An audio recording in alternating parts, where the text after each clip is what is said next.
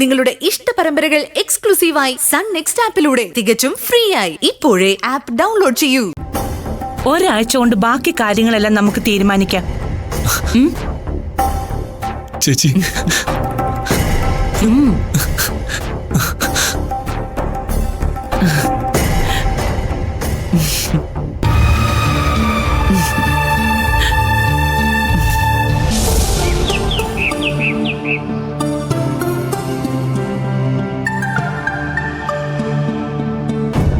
അവന് താല്പര്യമില്ലാന്ന് പറഞ്ഞ നമ്മൾ എന്ത് ചെയ്യും?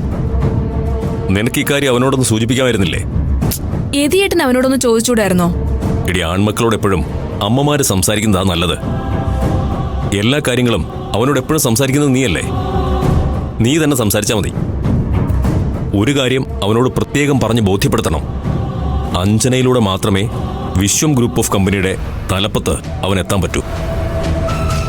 ചിലപ്പോ അവൻ സമ്മതിക്കും, പക്ഷേ ദർശന സമ്മതിക്കുമെന്ന് എന്താ ഉറപ്പ്? ആദ്യം ആ കടമ്പ കടക്കണം. ദർശനയ്ക്കും അഞ്ജനയ്ക്കും ഇത് സമ്മതമായാലും മാത്രമേ അവനോടിത് സംസാരിച്ചിട്ട് കാര്യമുള്ളൂ.